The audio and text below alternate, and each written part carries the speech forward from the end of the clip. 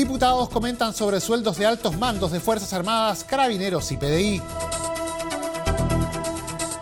Sala inicia debate de proyecto que instaura Día Nacional del Futbolista Amateur. Ministro Larraín explica proyecto que aumenta subvención de centros colaboradores del Sename. Diputados analizan con el gobierno y municipalidades nuevo avalúo fiscal y sus efectos. Fomento al desarrollo rural y demandas ciudadanas son algunas de las prioridades en Comisión de Agricultura. Al Senado, modificación sobre funcionamiento de colegios escrutadores.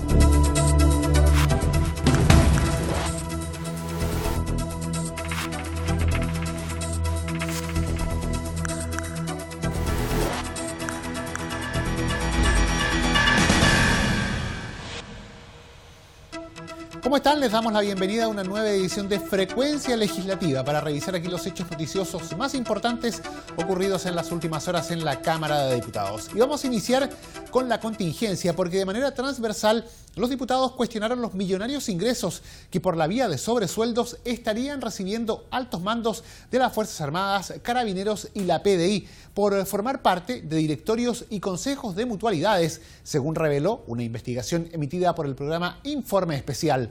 Todos los detalles los vemos en la nota. Diputados de diversas colectividades se refirieron al capítulo emitido por el programa Informe Especial de TVN, que reveló millonarios ingresos que estarían recibiendo los altos mandos de las Fuerzas Armadas, Carabineros y PDI por formar parte de los directorios de mutualidades.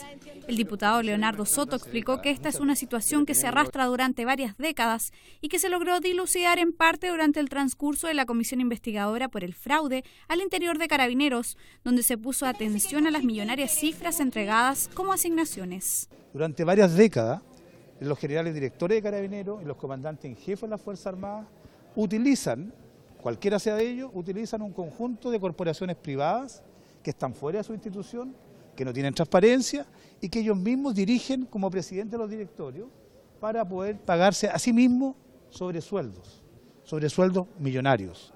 Esta es una red de sobresueldos que ha funcionado, como dije, durante décadas, que extrae esos recursos. Mire el abuso de los descuentos voluntarios por planilla de los sueldos de todos los carabineros y de los militares de esas ramas de las Fuerzas Armadas y policiales. Y a partir de eso ellos traen recursos que hoy día están prohibidos por la ley. El diputado Iván Flores, presidente de la Comisión de Seguridad Ciudadana, aseguró que este es un tema que no se resuelve con una investigación más o menos, sino que hay que tomar decisiones de fondo. El informe presentado ayer, a la mirada atónita de todos los ciudadanos, fue la gota que rebasó el vaso. Y esto no se resuelve con comisiones investigadoras. Lo que nosotros vamos a hacer, como presidente de la Comisión de Seguridad Ciudadana, en un par de horas más, vamos a proponer que, a diferencia de lo que habíamos planificado hacer, pensando en cómo mejorar la condición institucional para poder dar una mejor respuesta respecto a seguridad, vamos a cambiar. Porque aquí está una cuestión que tenemos que enfrentar con firmeza y con decisión. Y la primera invitación que vamos a hacer es al Contralor General de la República, porque definitivamente ya está demostrado que hay una red para favorecer a ciertas autoridades o exautoridades. El diputado Gonzalo Fuenzalida, miembro de la Comisión de Seguridad Ciudadana, cuestionó al gobierno de la expresidenta Michelle Bachelet por no haber considerado las observaciones de Contraloría. Bueno, esto es una frescura, si no tiene otra palabra. Comandante en jefe, generales que reciban un sobresueldo. En ningún lugar en Chile las corporaciones sin fines de lucro, los directores reciben un sueldo, porque son sin fines de lucro. Ellos, y esto fue muy claro el Contralor, ellos dentro de su trabajo, parte de su función, es participar en el directorio de la mutualidad, es parte de la pega. Pero eso no significa que esa pega tiene que ser remunerada, y menos una corporación sin fines de lucro. A ver, esto es una frescura, esto fue observado por la Contraloría, y bueno, nadie hizo nada. La diputada Alejandra Sepúlveda manifestó que este es un tema que abarca al resto de las mutualidades, donde está la mayoría de los chilenos que cotizan. Yo espero del gobierno hoy día que todo el sistema de mutuales sea revisado, no solo lo que tiene que hacer con las Fuerzas Armadas. Hoy día tenemos una fuga de capital, una fuga de utilidades al interior de las mutuales que es súper compleja y que hoy día, ¿no es cierto?, están sufriendo todos los chilenos y chilenas, porque eso debería reinvertirse y no escapar a través de sueldos millonarios, ¿no es cierto?, como en el caso a los excomandantes en jefe.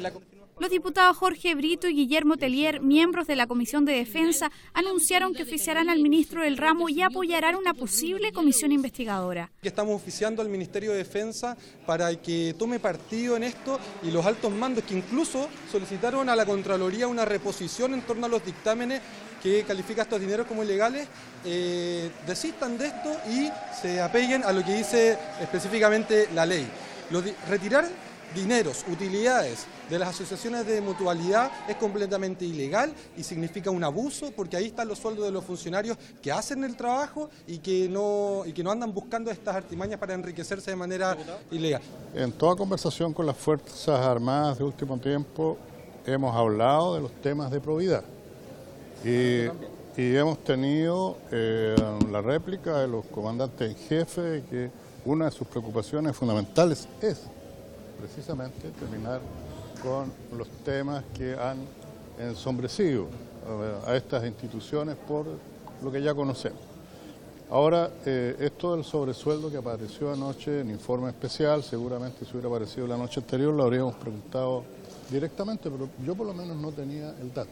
Desde Carabineros de Chile, su general director Hermes Soto manifestó su voluntad de no recibir pago o transferencia de dinero por concepto de reparto de utilidades asociado a dicha actividad. Y la sala de la Cámara de Diputados comenzó el debate de la normativa en primer trámite constitucional que establece el 20 de diciembre de cada año como el Día Nacional del Futbolista Amateur.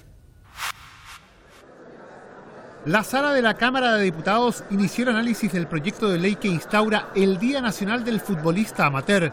La iniciativa del diputado Pablo Lorenzini proponía en un comienzo el 24 de febrero para conmemorar esta fecha. Sin embargo, la Comisión de Cultura, por unanimidad, la trasladó al 20 de diciembre para recordar así el nacimiento en 1951 de la Asociación Amateur de Fútbol de Chile. La propuesta legal busca resaltar el esfuerzo y el entusiasmo de más de 5 millones de deportistas aficionados del país, hombres y mujeres que semana a semana participan en alguna de las ligas amateur existentes, ya sea patrocinadas por la Asociación Nacional de Fútbol Amateur ANFA u organizadas por privados.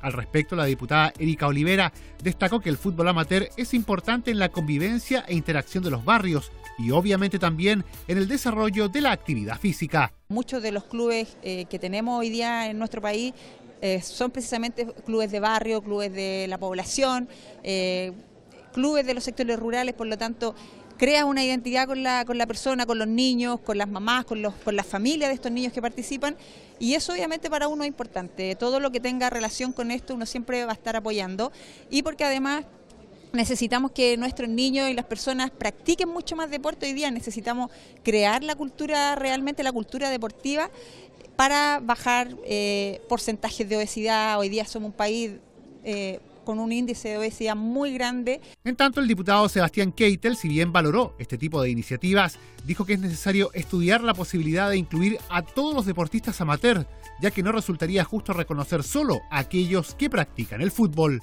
Se agregue a todos los restantes de los deportistas chilenos, entonces que sea un día especial donde se celebre a toda la gente que se saca la mugre por representar al país, la camiseta chilena, y que hoy día prácticamente están en el olvido porque se celebra el Día del Deporte, se celebra el Día de la Actividad Física, pero no se reconoce con un día especial a todos los deportistas chilenos. Insisto, no me parece adecuado separar a los futbolistas con un día, a los demás olvidarlos, y quizás para no olvidarlos yo voy a hacer, si no resulta lo que estoy proponiendo, voy a hacer y presentar un proyecto para celebrar a todos los deportistas chilenos, incluidos los del fútbol. Si eso es lo que encuentro un poco lógico. Cabe agregar que según sus fundamentos, esta moción tiene como fin exaltar al futbolista que semana a semana practica la disciplina en su cancha local, inspirado por su amor al deporte y a su camiseta, honrando los valores del compañerismo, el espíritu deportivo y comunitario, constituyéndose así en un ejemplo para las futuras generaciones que se iniciarán en este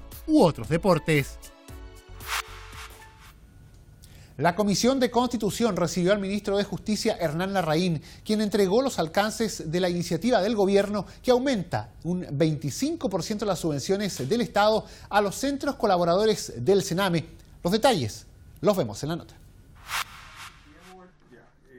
Se ha establecido como una de las prioridades del Ejecutivo y pese a que el gobierno retiró la urgencia, la Comisión de Constitución escuchó de parte del titular de Justicia, Hernán Larraín, los alcances del proyecto que aumenta la subvención base que reciben las instituciones colaboradoras del Sename que ejecutan la línea de acción de centros residenciales. En primer término, el proyecto aumenta al doble el monto máximo de la subvención que pueden recibir los centros residenciales, quedando esta en un rango de 15 a 30 unidades de subvención.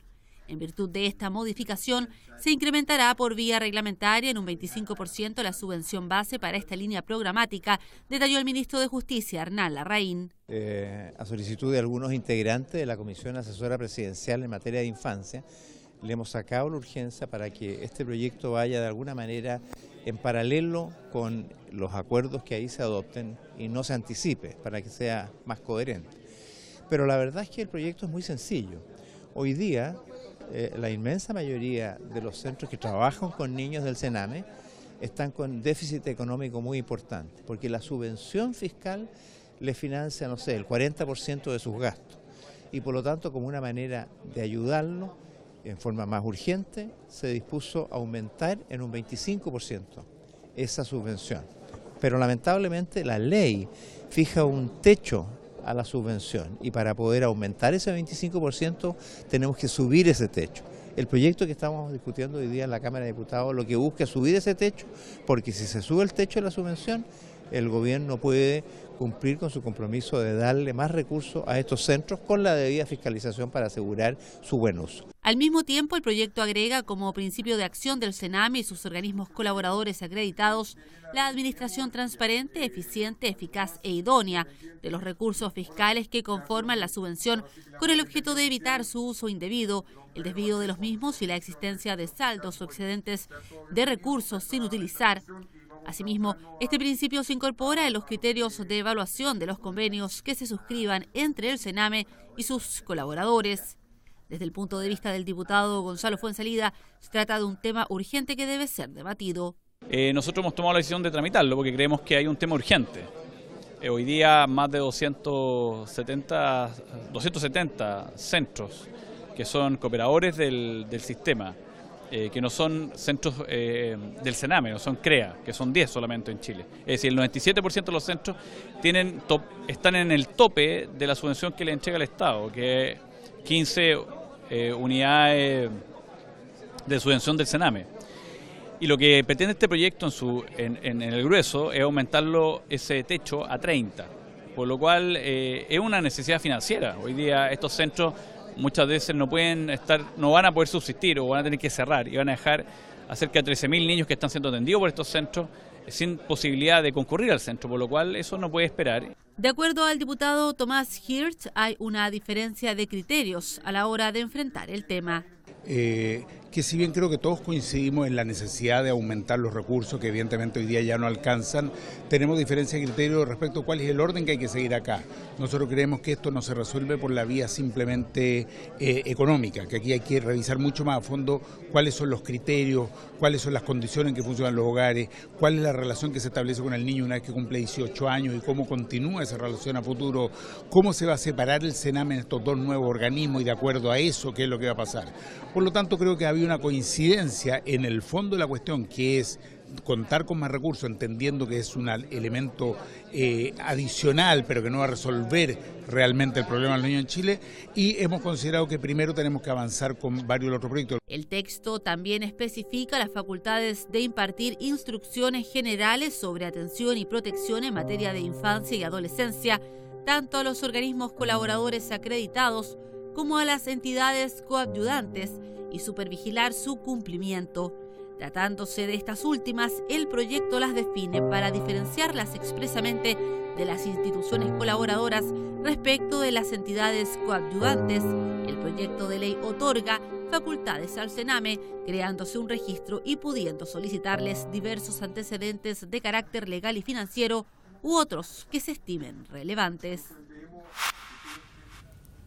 Y los diputados se encuentran analizando con el gobierno y las municipalidades el nuevo avalúo fiscal y sus efectos. El ministro de Hacienda y el director del Servicio de Impuestos Internos explicaron que el ajuste a la baja en las contribuciones es un efecto combinado de exigencias legales vigentes y una reducción de las tasas aplicadas para dar así un alivio a los adultos mayores, la clase media y las parejas jóvenes. Por su parte, las municipalidades acusaron una menor recepción de recursos y apelaron al Ejecutivo a impulsar compensaciones y una nueva ley de rentas. En enero pasado se publicó el nuevo reavalúo fiscal de 6,6 millones de bienes no agrícolas, donde se verificó un aumento promedio del 44,3% de los bienes habitacionales. Sin embargo, el monto de las contribuciones se redujo para un número importante de viviendas, hecho que para algunos constituyó un gesto del actual gobierno para con los sectores más altos de la población.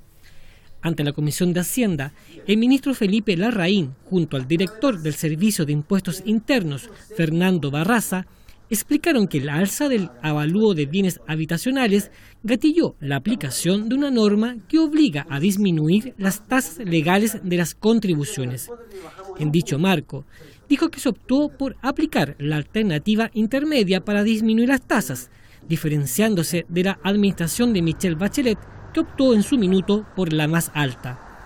El ministro sostuvo que, al optar por el tramo intermedio de reducción de tasas, se tomó en consideración que el 87% de los inmuebles habitacionales afectos a contribuciones corresponden al tramo más bajo, lo que beneficia a la clase media, adultos mayores y parejas jóvenes, hecho valorado por el oficialismo, como ratificó el diputado Patricio Melero. Lo que el gobierno sencillamente hizo, el gobierno del presidente Piñera, fue bajar una tasa de impuestos sobre el avalúo de las bienes raíces que el gobierno de Bachelet lo había dejado en 10%, el gobierno actual, en consideración de la menor actividad económica que ha habido en el país, la contracción económica, la caída del empleo, como también el inicio en toda su magnitud de la reforma tributaria, mitigar esos efectos reduciendo la tasa del 10 al 7%.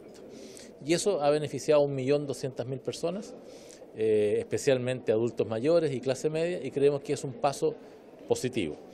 Desde la oposición se estimó que había mejores vías para focalizar beneficios a dichos sectores y se insistió en que la medida, si bien ajustada a la legalidad, tendió a beneficiar más a la clase acomodada, como explicó Marcelo Chilin. Como la base tributaria de los ingresos municipales está muy concentrada en comunas ricas, como son Las Condes, Providencia, Vitacura, La Reina, el mismo Santiago, Viña del Mar, La Serena, en realidad con la limitación del aumento de las contribuciones a un 7% se está favoreciendo de manera indiscriminada a la población más acomodada del país, en perjuicio de la menos acomodada, que es la que recibe el apoyo de las municipalidades más débiles financieramente.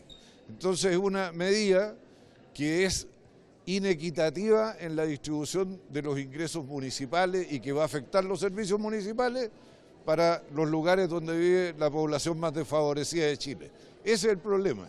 No es que sea ilegal lo que haya hecho el ministro de Hacienda, sino que ha tomado una decisión política de favorecer a un determinado sector social del país.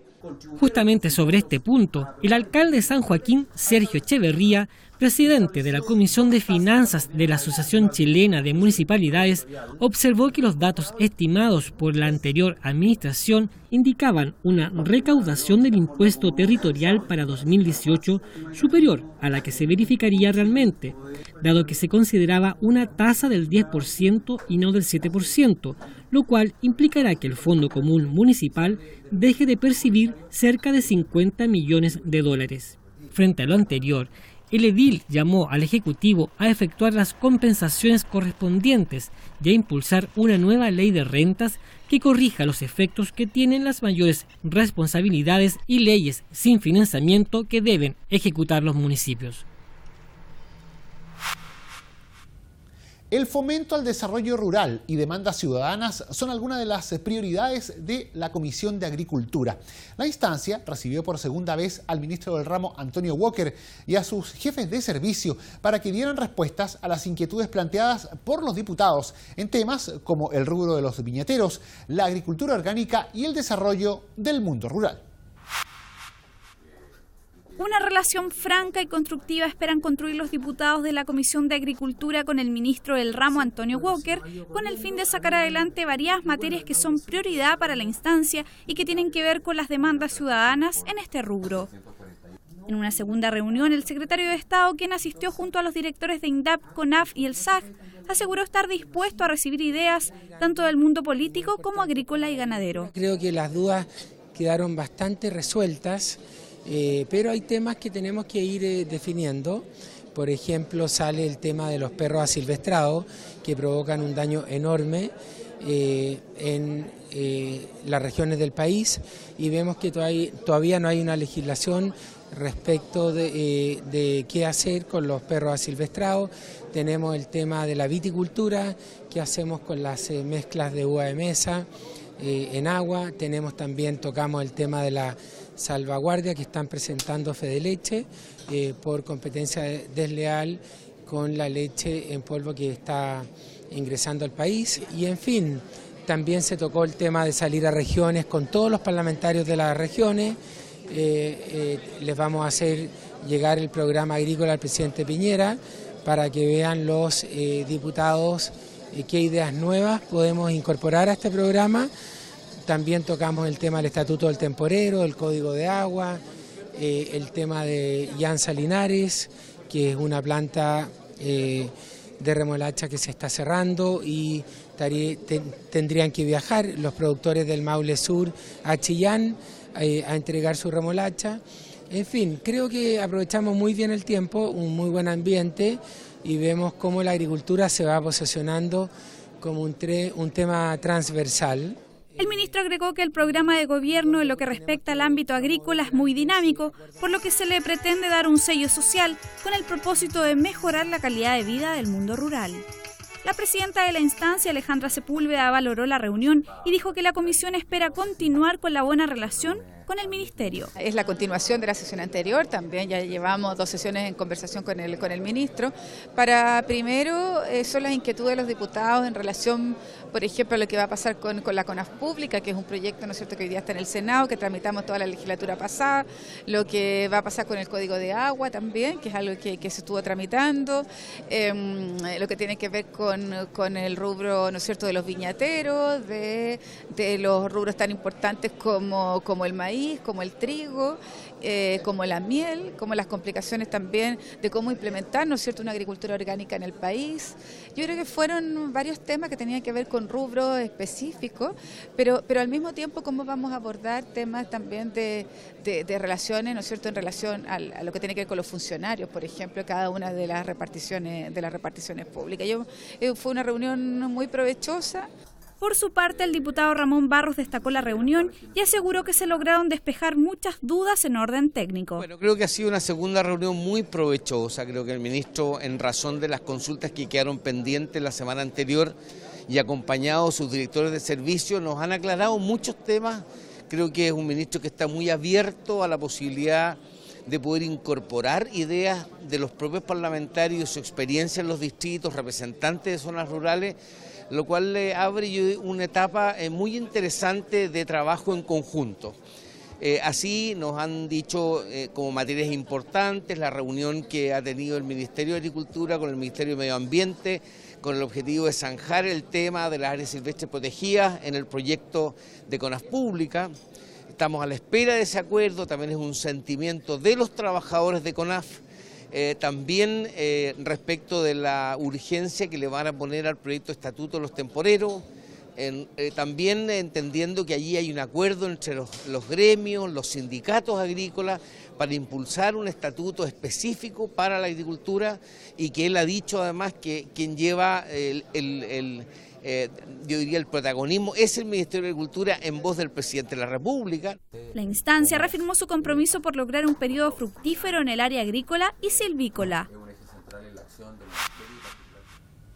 y evitar que los colegios escrutadores especiales establecidos en la Ley de Votaciones Populares y Escrutinios deban funcionar en días feriados irrenunciables, como sucedió tras la segunda vuelta presidencial en diciembre pasado, es el propósito de una moción aprobada por la Sala de la Cámara de Diputados, iniciativa que ya fue despachada al Senado. Al Senado, a segundo trámite, se remitió la moción que modifica la Ley 18.700, orgánica constitucional sobre votaciones populares y escrutinios en materia de funcionamiento de los colegios escrutadores especiales. El texto, aprobado con 133 votos a favor y 1 en contra, busca que estos colegios, que según la citada norma legal deben constituirse el lunes subsiguiente a la fecha de la elección o plebiscito correspondiente, se constituyan en caso que ese día sea inhábil el día siguiente hábil, tal como puntualizó el diputado Bernardo Berger. Y de acuerdo a la Ley Orgánica Constitucional de Votaciones y Escrutinios, el Colegio de Escrutadores Especiales se debe reunir al lunes subsiguiente de realizada la elección en caso que no exista una mayoría, ¿no es cierto?, de alguno de los candidatos que se presenten y que salgan electos como presidente y sea necesario hacer una segunda vuelta. En ese caso, lo que este proyecto de ley viene en el fondo a resolver es que si coincidentemente, ¿verdad?, el lunes subsiguiente cae en un feriado especial, que en este caso era el 25 de diciembre, se puede hacer el día, la reunión o la sesión esta del Colegio de Escrutadores Especiales, se puede realizar el día subsiguiente al día, ¿verdad?, que está estipulado de acuerdo a cómo está establecido actualmente en la Ley Orgánica Constitucional de Elecciones y Escrutinio, es decir, al día siguiente hábil. La moción, cuya autoría corresponde precisamente al diputado Berger junto a sus ex colegas Germán Becker y Cristian Monkeberg, busca imposibilitar que estos colegios escrutadores especiales deban funcionar en feriados irrenunciables, evitando de paso un gasto extraordinario para el erario nacional. Y con esta información ponemos término a la presente entrega noticiosa acá en Frecuencia Legislativa. Les agradecemos su compañía y les recordamos que el detalle de todas estas noticias siempre los puede revisar en nuestra multiplataforma por intermedio del www.cámara.cl. Muchas gracias por habernos acompañado.